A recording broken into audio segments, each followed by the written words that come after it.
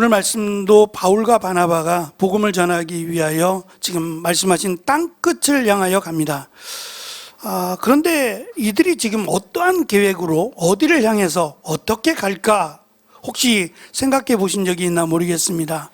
이제 시작인데 이 시작부터 마지막 사도행전에 기록된 바울이 로마의 자택으로, 감옥이 아닌 자택으로 감금하게 되는데, 그것이 마지막 사도행전의 사도 바울의 여정입니다. 이렇게 되기까지 참 많은 전체 어쩌면 소아시아 지역을 다 다니게 되는데, 이 계획을 어떻게 세웠을까?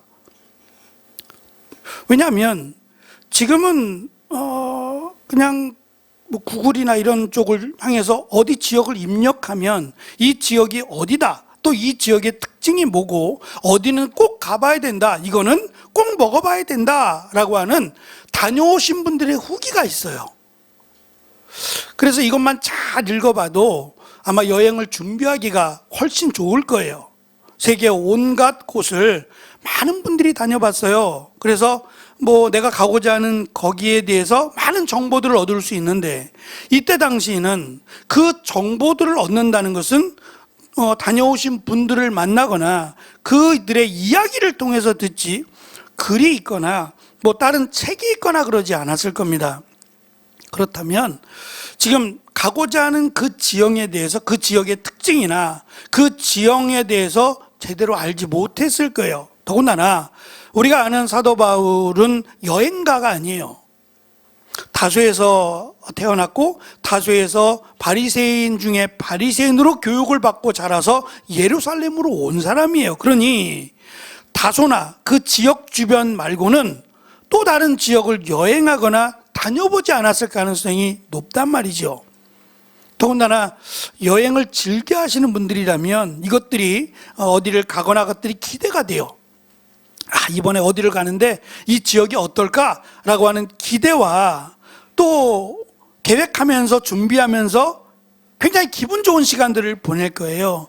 또 반대로 그렇지 못하신 분들은 그것에 대한 염려, 새로운 곳에 대한 걱정, 내가 그곳의 음식을 못 먹으면 어떻게 하지, 그곳의 삶이 익숙하지 않으면 어떡하지 라고 하는 염려가 있을지 모르겠어요.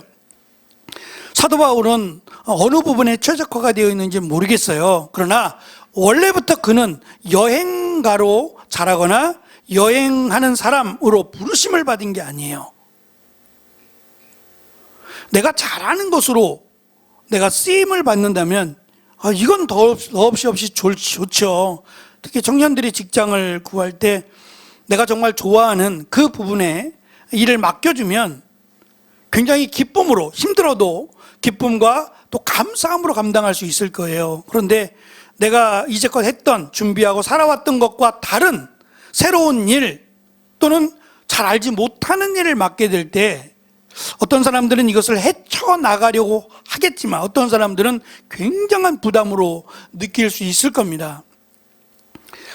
오늘 말씀이 사실은 그 선택된 자라고 하는 키워드를 가지고 있는데, 이 선택된 자라고 하는 이 번역된 단어가 또 다른 곳에서 이렇게 사용이 됩니다. 사도행전 22장으로 가면 사도 바울이 예루살렘으로 가서 자신의 선교 보고하거나 또는 자신이 왜 지금 이 복음을 전하는 일을 하는지에 대해서 솔직하게 이야기를 해요. 많은 사람들이 미쳤다 그랬거든요.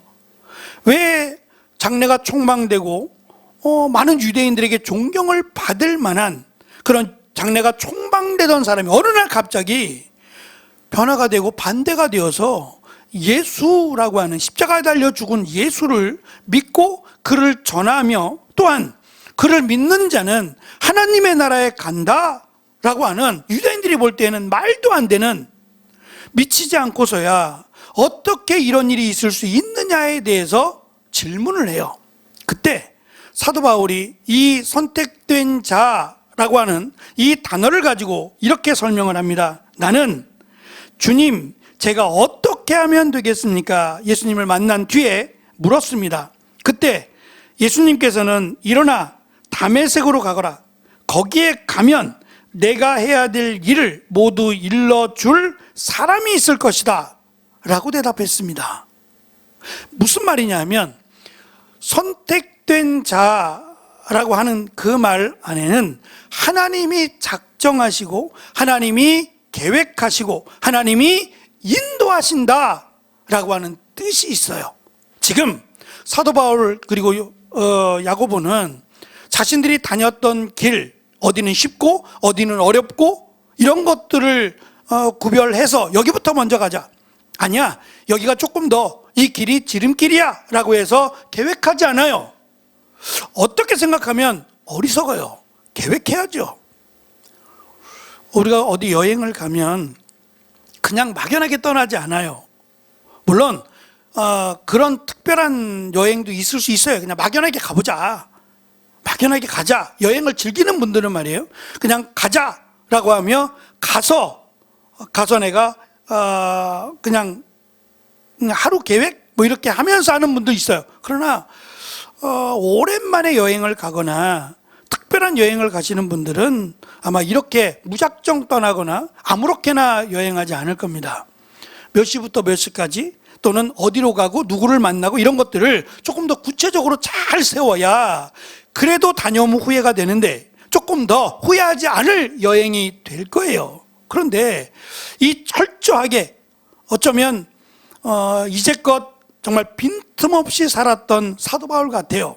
굉장히 꼼꼼하고 철저한데 그런 사도 바울이 너무 허술하게 아무런 계획도 없고 아무런 대책도 없이 그냥 가라 하니 그 명령에 따라 갔다는 거예요. 지금 야고보와 바울은 그렇다는 겁니다. 자기가 여기에 온 것은, 앞으로 갈 것은 하나님이 작정하신다는 거예요. 하나님이 계획하시고 하나님이 작정하시니 나는 그저 순종한다라고 하는 고백이에요. 특별히 마지막 로마로 향할 때 사도 바울은 로마의 시민권을 가지고 있어요. 그러니 재판을 로마에서 받을 권한이 있어요. 시민권자이기 때문에 그래요. 그럼에도 불구하고 자신이 시민권을 갖고 있다라고 말하지 않아요. 그래서 죄수로 로마에 끌려가게 되는데, 그때 에베소 교회에서 제일 오랫동안 사역을 했어요. 제일 문제가 많았던 교회이기도 하고, 그곳에서 장로들이 왔어요. 에베소 교회 장로님들이 찾아와서 사도 바울에게 말해요. 지금 가지 마십시오. 제 경험에 의하면, 제 생각에 의하면, 또 제 생각뿐만 아니라 여기 그래도 장로님들 정도 되면 삶을 살으신 분들 아니겠어요? 어르신들인데 이분들의 경험, 이분들의 지식을 생각해 보면 지금 가지 마시고 조금 잠잠해지면 가세요. 가지 말라는 게 아니에요. 가되 지금은 아니라는 거예요. 그리고 죄수로 가지 마세요. 왜냐하면 사실 죄수라고 하는 것은 지금은 이제 인간의 어떠한 그 생명의 이런 보장을 중시하기 때문에 짐승처럼 부리지 않아요. 우리도 죄를 지은 사람이 감옥에 간다고 해서 짐승처럼 그렇게 부리지 않아요. 풍족하지 않지만 최소한의 생활권을 보장해 주는 걸로 알고 있어요. 그러나 당시에는 안 그랬어요.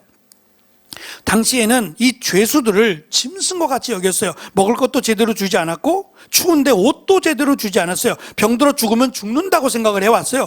이렇게 비참하게 고생하다가 죽을 수도 있잖아요.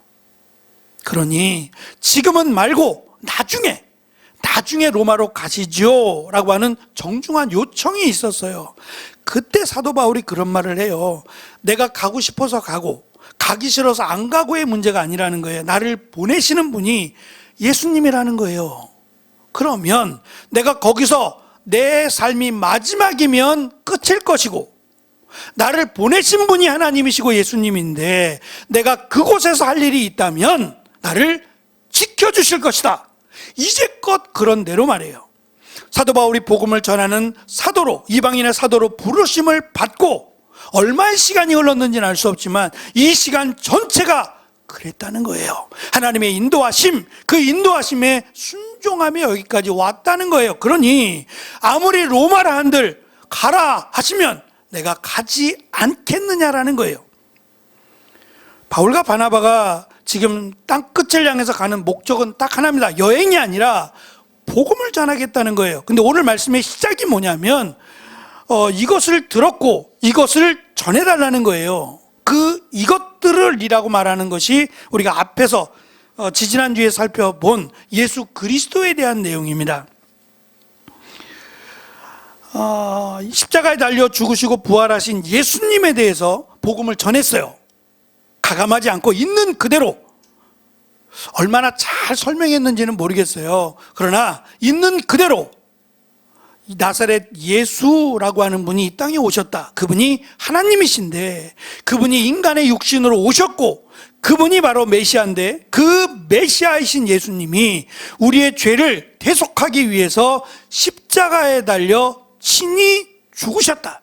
그리고 3일 만에 부활하셨고 40일 동안 우리와 함께 계시다가 하나님의 나라, 하나님의 보좌에 앉아 계시다가 마지막 심판날이 오면 다시 오실 것이다 하신 예수님이 가르쳐준 말씀을 그대로 전했어요.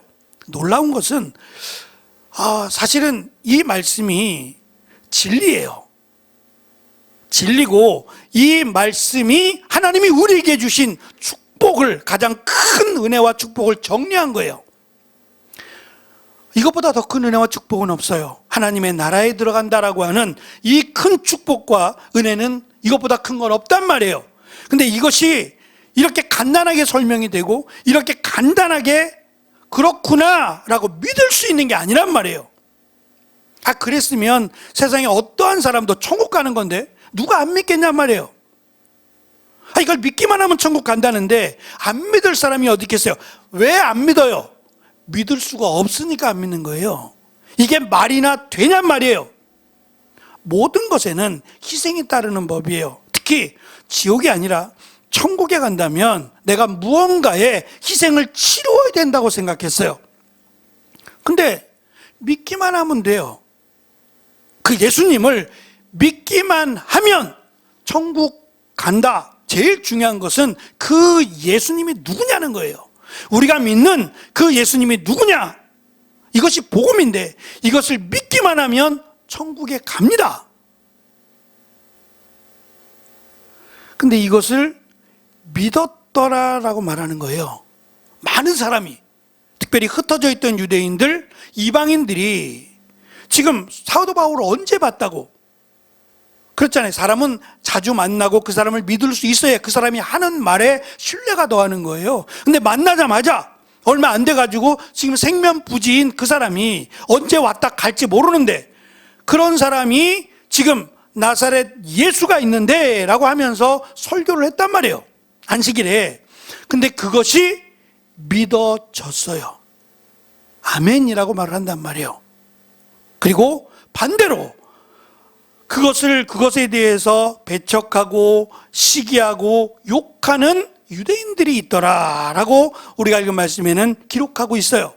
이것이 어떻게 된 일이냐? 이것을 풀어주는 것이 하나님으로부터 선택받은 사람, 하나님으로부터 이미 예정된 사람, 그들은 믿는다는 거예요.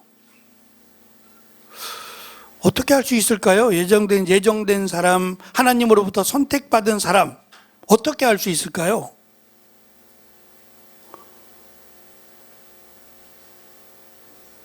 모르죠. 그가 언제 믿게 될지도 모르죠. 그래서 우리가 할 수 있는 일은 구별하지 않고 그들에게 이 놀라운 복음을 전하는 거예요. 같이 일하다가 일하시는 분들에게 툭 하고 던졌는데 그분이 나중에 믿을 수도 있다는 거예요. 지금 당장은 아닐지라도 믿을 수 있다는 거예요. 어떤 분들은 40년, 50년, 60년이 걸리는 분도 있고 어떤 분은 죽을 때까지 안 믿는 분도 있어요. 우리는 몰라요. 모르지만 이 복음의 능력, 복음의 역사를 믿고 누구에게든지 전하라는 거예요. 근데 이 놀라운 능력이 대조적으로 나타나고 있는 겁니다. 이 간단한 말씀, 이 설교를 듣고 믿었더라 라고 말하는 분들이 있는 반면 반대로 똑같이 들었어요. 듣고 나서 배척하고 욕하는 사람들도 있었다는 거예요. 이것이 제자들이 능력이 부족해서 그런 것이 아니라 저들의 마음이 완악해서 그렇다라고 성경은 말씀해요. 복음은 충고가 아닙니다. 조언이 아니고 복음은 뉴스예요. 알려주는 겁니다. 저도 사실은 이 고민을 많이 했어요. 어떻게 잘 전하지? 내가 잘 전해야 저분들이 잘 믿을 것 아닌가? 라고 하는 고민 말입니다. 아마 저만의 고민은 아니었을 수 있겠어요. 그래서 전도가 안 되면 내가 잘못 전해서 내가 저들의 마음속에 복음을 제대로 전하지 않아서 혹시 저분들이 믿지 않은 건 아닌가? 라고 하는 그런 마음도 들지 모르겠어요. 복음은 잘 전하는 게 아니라 제대로 전하는 거예요. 무엇인지, 무엇이 복음이고 왜 이것을 통해서 우리가 구원을 받는지 정확하게 제대로 전하는 게 중요하지, 잘 전하는 건 저는 두 번째라고 생각해요. 어떤 분들은 똑같은 말도 설득력 있게 잘 말하시는 분들이 있어요. 이런 분들은 두 배로 하시면 돼요. 내가 말을 잘하는 은사를 받았으니까 이 잘하는 말로 또 자기에게 맞게끔 잘 전하면 돼요. 나는 그렇지 못하다, 입이 뻣뻣하고 잘 말도 못하고, 그러면 그것을 잘하기보다는 오히려 저는 제대로 하는 게 제일 중요한 것 같아요. 이 복음에는 이 자체가 능력이 있어요. 전하라고 주신 것이지 이것을 잘 그들에게 충고하고 조언하고 그러라고 주신 건 아니라는 거예요. 보통은 신을 찾아갑니다. 대부분의 종교들은 신을 찾아가요.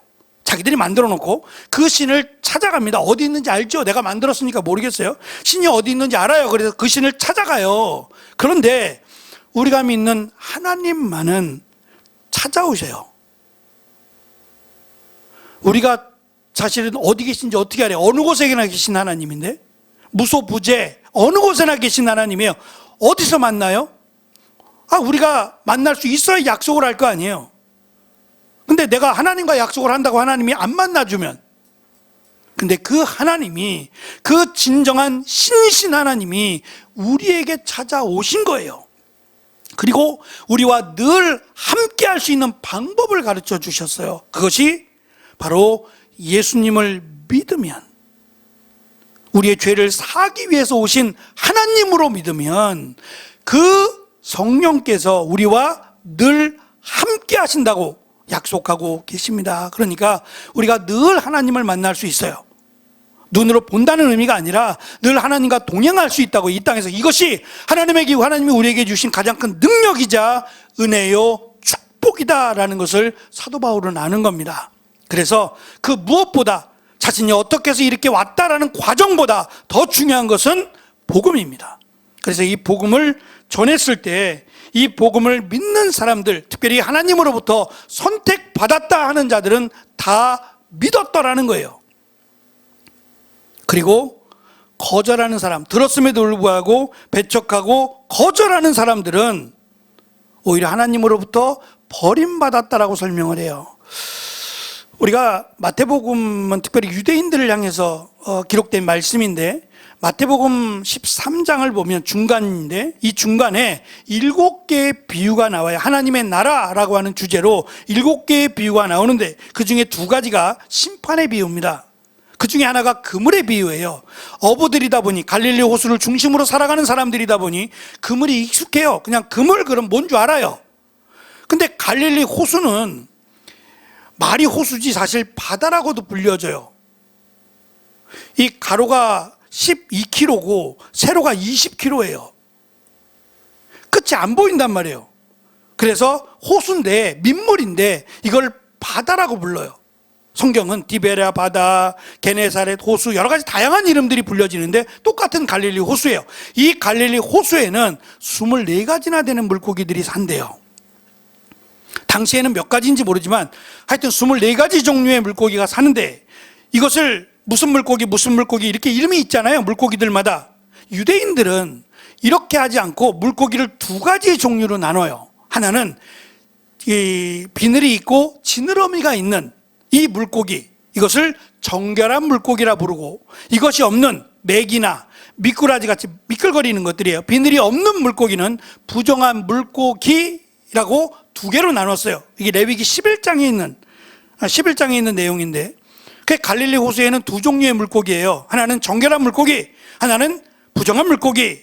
그래서 어부들이 낚시를 하는 게 아니라 그물을 던져서 물고기를 잡을 때에 성경에 보면 깊은 곳이라는 얘기가 간혹 나와요. 배를 타고 깊은 곳으로 가서 그물을 던지는 모습이 보여지는데, 그 이유가 이 비늘이 없는 물고기들은 예전에 저도 메기를 잡아본 적이 있어요. 메기를 잡으려면 어디로 가야 되냐면 강가로 가면 돼요. 강가. 이 비늘이 없는 물고기들은 수압이 약해가지고 깊은 물에 못 들어가요. 그래서 강가 쪽에 살아요. 미꾸라지나 메기들은 강가 쪽 이렇게 첨벙첨벙 다니다 보면 물고기들이 다녀요. 그걸 잡아가지고 옛날에 고무신에 넣어놓으면 같이 미끄러져가지고 못 나와요.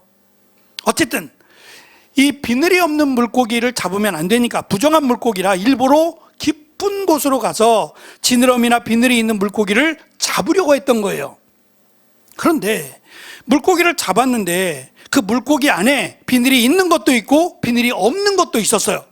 그러면 유대인들의 입장에서는 비늘이 있는 것은 골라서 팔거나 이것을 먹거나 하면 되고, 비늘이 없는 물고기는 부정하니까 다시 물에다가 던져 넣어야 돼요. 아니면 죽이거나 버리거나 이렇게 해야 되는데, 이 비유에서 뭐라고 말씀하냐면, 물고기를 잡았다, 그물에 잡았는데 이 물고기 하나는 버려라, 불에 던져서 아예 없애버려라, 또 하나는 그릇에 잘 담아라. 이건 팔거나 먹거나 하는 거죠. 그럼 유대인들의 생각에는 이건 비늘이 있구나 라고 생각할 거예요. 근데 예수님은 그렇게 말씀하지 않아요. 뭐라고 말씀하냐면, 좋은 것은 의인이고 그 그릇에다 잘 담아라, 이들은 의인이다 라고 비유로 말씀하고, 또 한쪽에 좋은 것들을 뺀 나머지 것들을 뭐라고 말씀하냐면, 못된 것들은 이게 우리식 표현이에요. 못된 것들은 불에 집어넣어 태워버리라는 거예요. 이들은 악인이니까. 이상하죠? 예를 들면 우리 같으면 싱싱한 것들은 잘 담고, 좀 상했거나 죽었거나 썩었거나 이런 것들은 버리고 이렇게 해야 돼요. 유대인들의 입장에서는 정결한 것들은 잘 모으고 부정한 것들은 태워버리거나 이렇게 해야 되는데, 예수님은 그렇게 구별하지 않는 거예요. 이 그물의 비유에서는 악인 그리고 죄인, 의인, 죄인 두 개로 나눌 때, 하나는 좋은 것이다, 하나는 못된 것이다 라고 설명을 했어요. 이 좋은 것이라고 하는 기준이 싱싱하고 크기도 크고 맛도 있고 이런 의미가 아니에요. 좋은 것이라고 하는 의미가 예수님을 믿는 이란 뜻이에요. 예를 들면 그가 이 땅에서는 비록 사람들에게 칭찬받지 못하는 삶을 살았어요. 날 때부터 병자였거나 아니면 고아였거나 과부였거나 그러면 그들의 삶을 통해서 하나님의 심판과 저주를 받았다 이렇게 여겨왔어요. 그러니 큰 소리치며 살 수 없었고 웃고 살 수도 없었어요. 사람들의 시선이 하나님의 심판을 받았다고 생각했어요. 이런 분들은 외로웠을 거예요. 힘들었을 거라고요. 그런데 그럴지라도 예수님을 믿으면 하나님은 좋은 것이다, 의인이다 라고 말씀하시고, 세상에서는 떵떵거리고 부자로서 잘되고 명예롭고 그렇게 사람들로부터 인정을 받더라도 그가 예수님을 믿지 않으면 그는 그냥 불에 던져버려라는 거예요. 하나님 보시기에 못된 것이라는 거예요. 왜? 가르쳐 줬는데, 하나님의 축복을 주셨음에도 불구하고 거절하고 싫다 배척했던 자들이니까 이 못된 것들은 악인이라 불 속에 던져버려라 라고 말씀하신다는 거예요. 비유로 주신 말씀이지만 하나님이 보실 때 지금 모여있는 우리들은 선택받은 자들이고, 주일날 함께 예배드리는 우리는 하나님이 보실 때 좋은 거예요, 못된 거예요? 둘 중에 하나. 크게 해요. 좋은 거죠. 아이고, 아멘. 좋은 거 왜 자신이 없어요? 하나님이 보실 때 우리는 좋은 것이란 말이에요. 그리고 하나님의 말씀을 믿었기에 선택받았다라고 말할 수 있단 말이에요. 바라기는 이 믿음이 우리의 생명이 끝날 때까지 하나님이 보시기에 좋은 것, 선택받은 사람만 해당되는 그 믿음으로, 주님이 오실 때 기쁨으로 하나님의 나라에 들어가는 이 복음으로 말미암아 하나님의 선택을 받은 그런 사람들로 살아가는 귀한 은혜가 우리 모두에게 있으시기를 축원합니다. 기도하겠습니다.